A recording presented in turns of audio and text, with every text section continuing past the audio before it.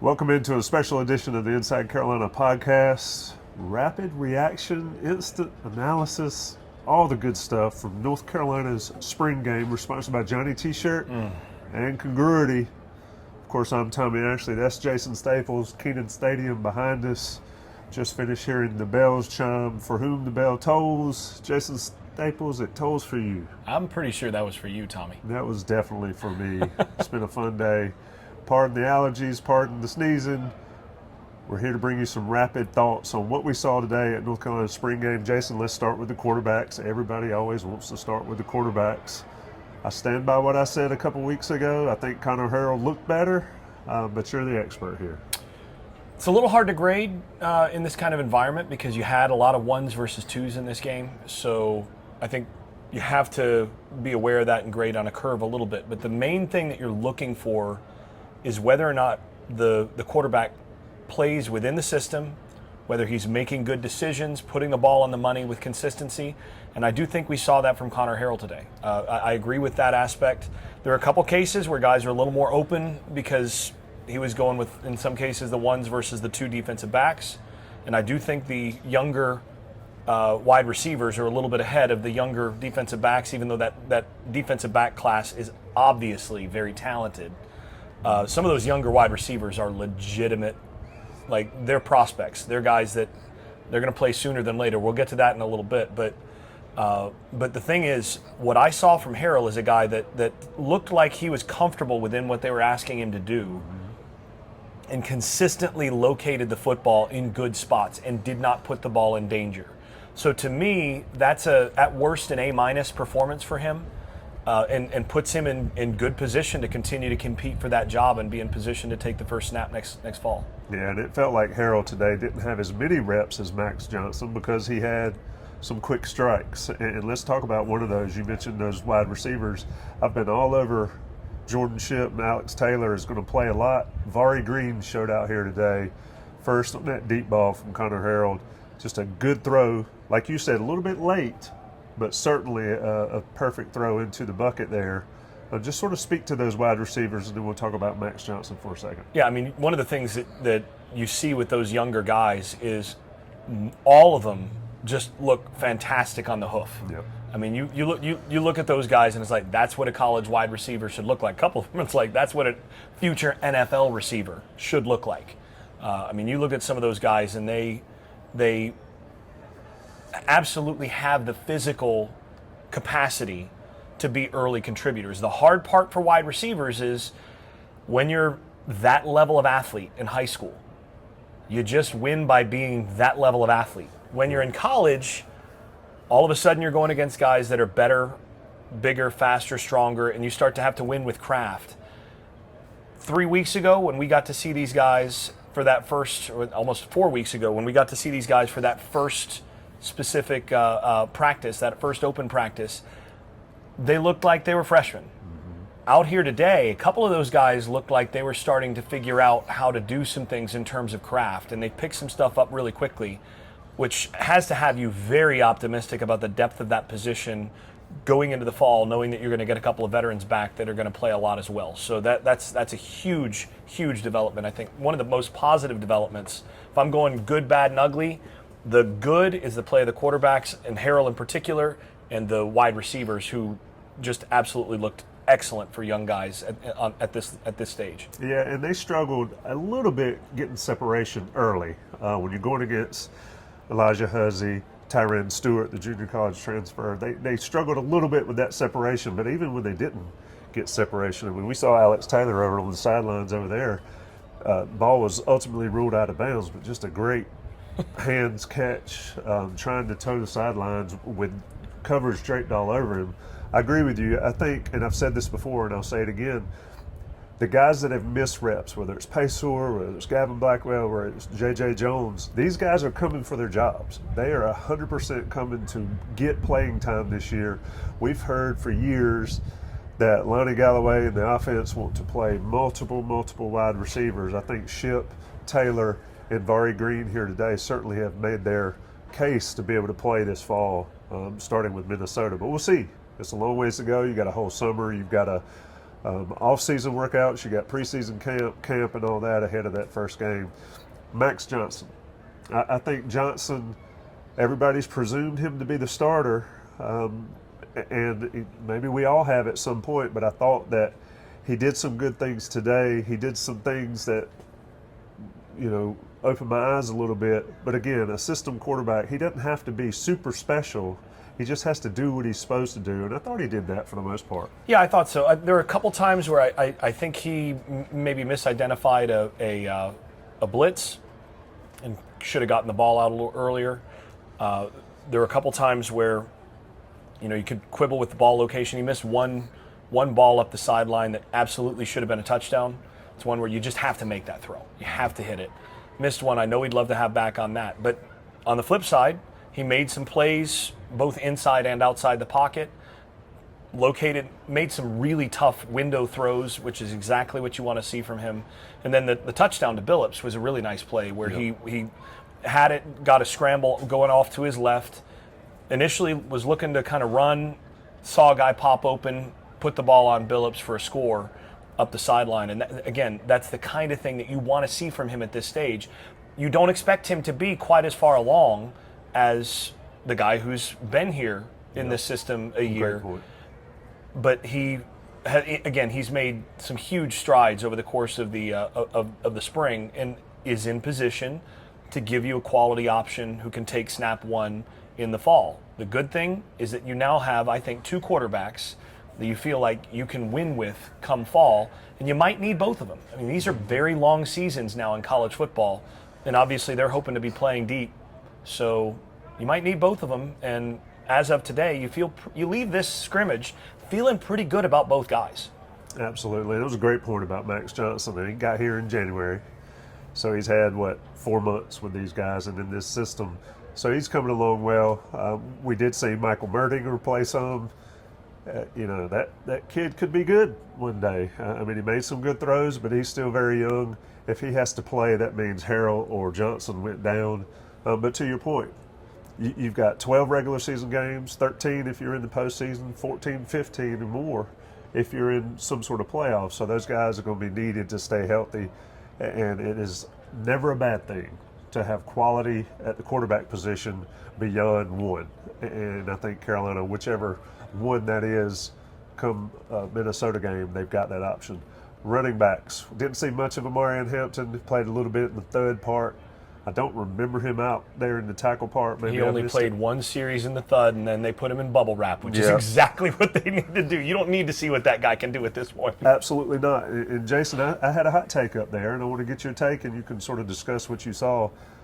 This Carolina running back room, with the addition of Darwin Barlow and Amarian Hampton, could be one of the best, if not the best, in the conference, I think. Yeah, it was. You said the best running back room in the conference, and I kind of looked at you like, that's a big statement. But then I got thinking about it, and I do think you got the number one running back in the conference in Hampton. It's hard to argue against him at this point. Right. So then you go to Darwin Barlow, and you go, actually, you might be right. They might have the best running back room in the conference. If they don't, I don't think there's any way that this running back room with those two guys and then a couple of the guys they've got as depth is anywhere worse than three.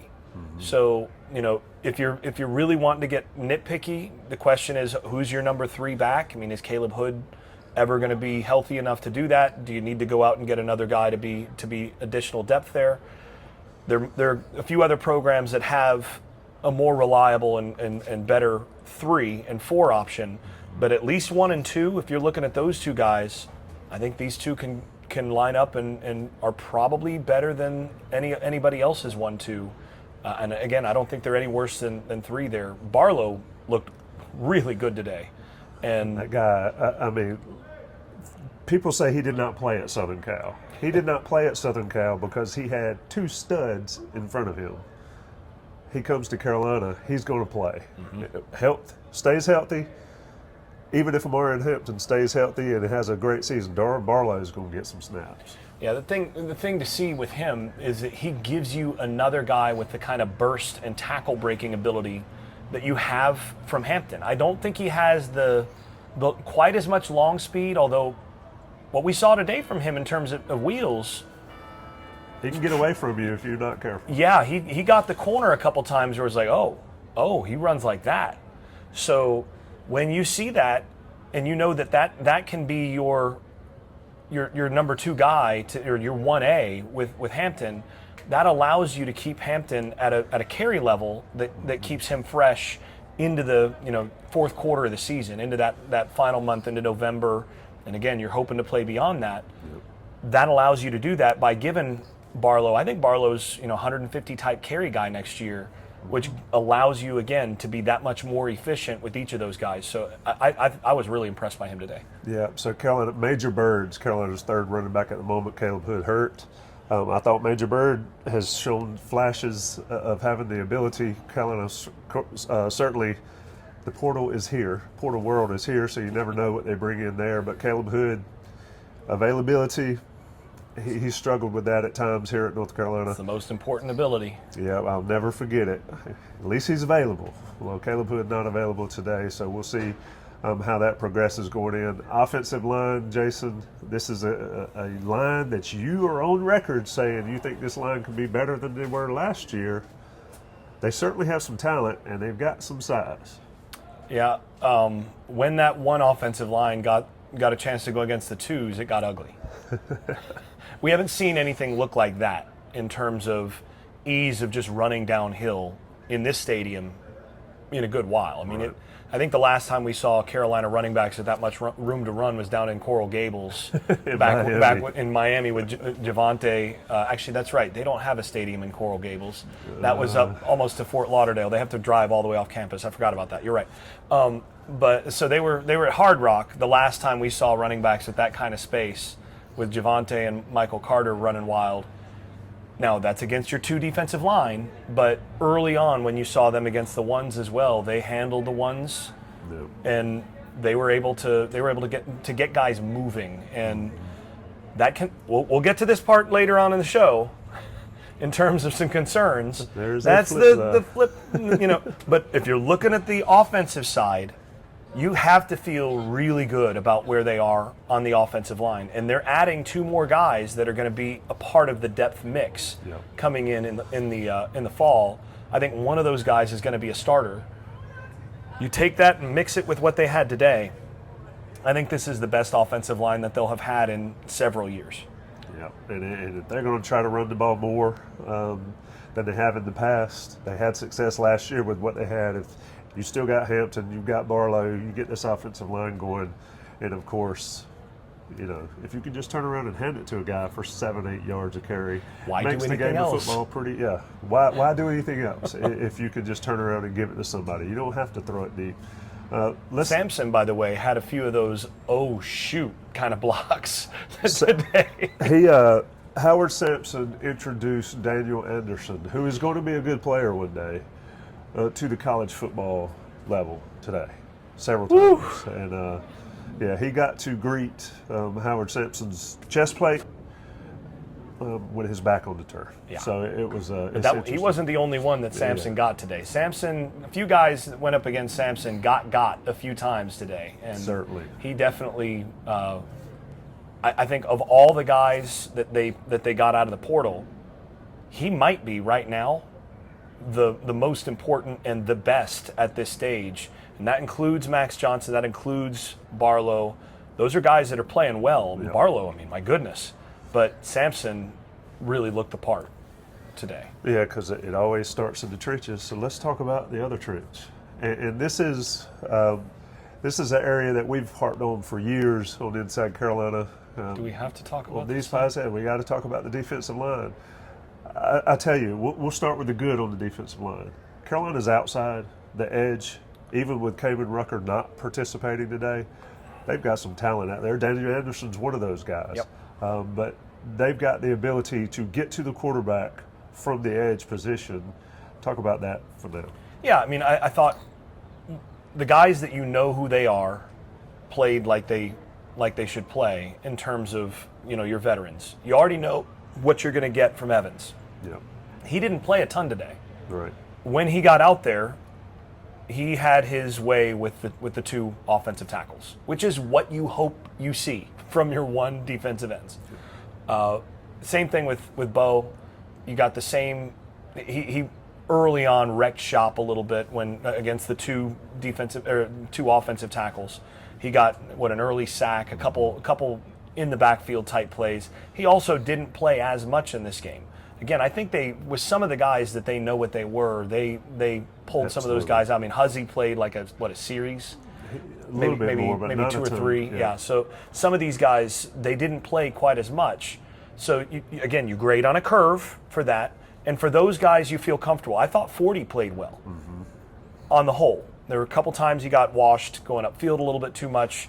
They had a lot of success with one particular run concept today that I think is going to be their kind of bread and butter next year, that took advantage of some of that. But yeah, I think all in all, the edge play was pretty good, especially knowing that you've got an all-ACC edge that just sat.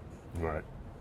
The rest of it, well, the interior defensive line, folks, is what Jason's referring to, and there were times that they did not get push against the one offensive line or against the two offensive line. And I think when you're trying to measure out spring games, the ones versus ones, you kind of want to see some of that because that means your offensive line's doing well. But you don't want to see that against the twos, and I thought there was some of that today. They've simply got to get better on the interior. Frankly, my view of this is that they need 2 defensive tackles in the transfer portal to really have the kind of quality, depth, and the kind of playmakers that they need to have on the interior. Problem is those guys are expensive, and those guys are, there's a lot of programs right now that want interior defensive linemen. Right. LSU, they've got a big budget.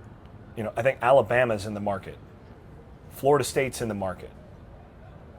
There's a bunch of these teams. Texas right now wants 2 defensive tackles in the transfer portal market. They've got almost unlimited pockets. So to get a really good one is hard to do. You really have to win those guys over. And I think they need at least one, but I would want 2 guys that I feel can come in and play at a starter level at the defensive tackle spot. Because what we saw today, again, like you said, it's one thing when ones versus ones, it was kind of a stalemate. And the interior defensive line didn't really do a ton. And by the way, Ritzy didn't play as much in this. He was the guy of the front that played the least, I think, of the guys that are gonna play. And he's the guy maybe you expect the most in terms of splash plays from next year from that position.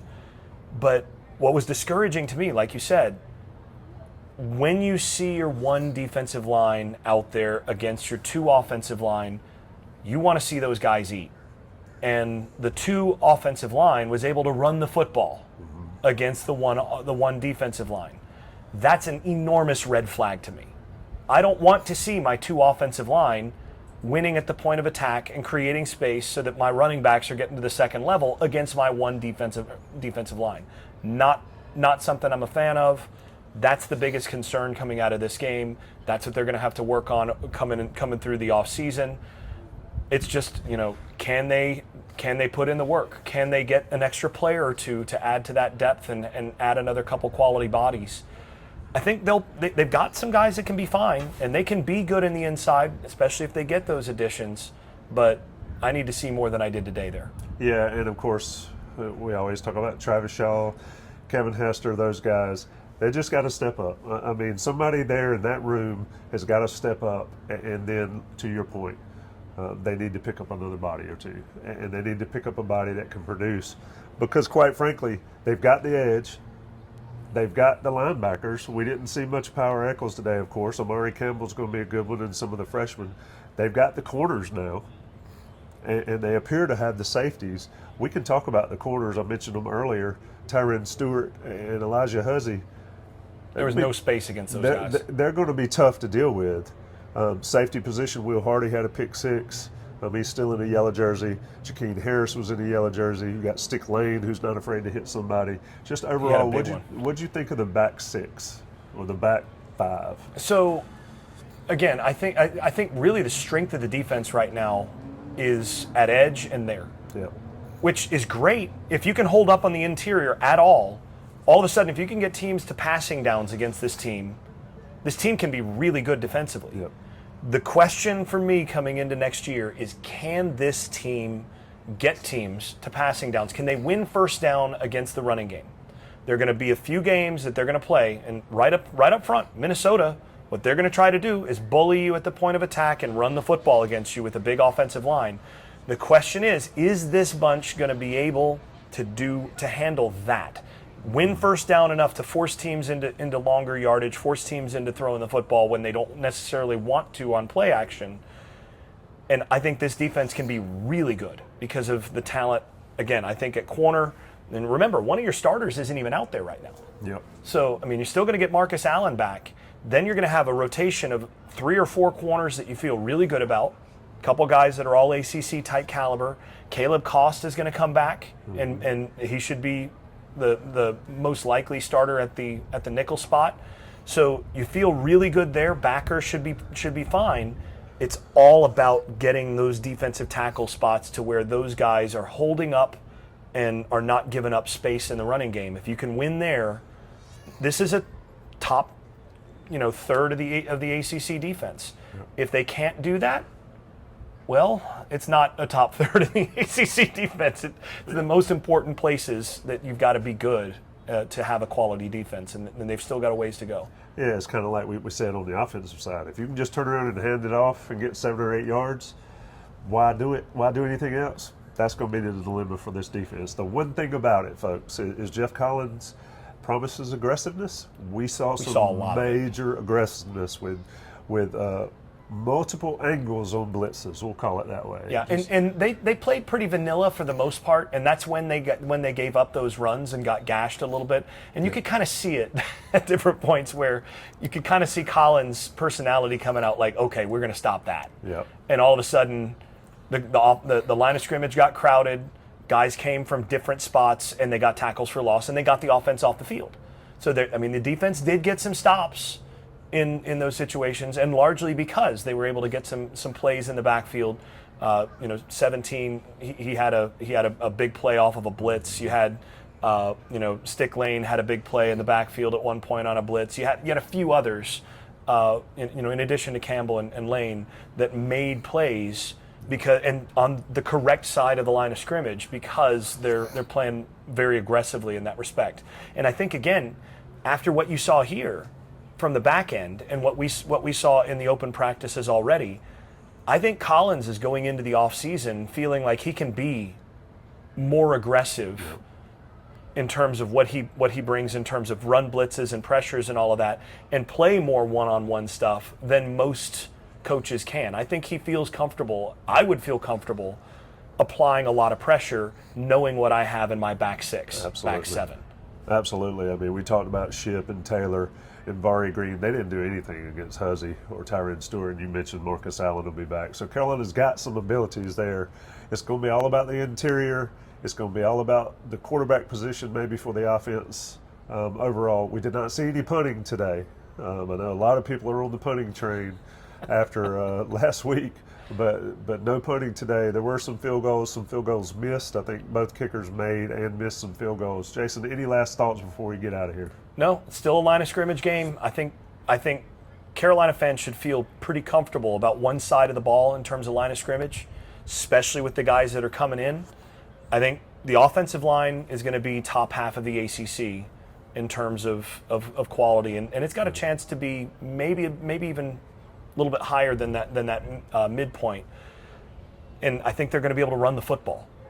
I think they're going to be able to lean on people. Defensive line, you feel really good about those edges. And you feel like you've got players who can make that leap on the inside. And there were signs at different points. There's little hints here and there. There was one play where Travis Shaw put a veteran offensive guard on his back, and you go, okay, well, there that is. Yep. All right, love to see more of that. But that's exactly it. I'd love to see more of it. And that's to me, it's a line of scrimmage game. Can they get the defensive tackles to raise their level? If they can do that, this is going to be a really good football team. Indeed. Carolina opens up at Minnesota. Spring ball is over. it never stops at Inside Carolina because there is no off season. It's portal season now. It's portal season. A lot going on. The bell's tolled. That's for you, Tommy. For this podcast. Shout out to Johnny T-Shirt. Shout out Congruity for sponsoring these shows. It's always been fun. Jason and I love doing this stuff. I'm sure we'll talk plenty more in the future. Everybody stay safe.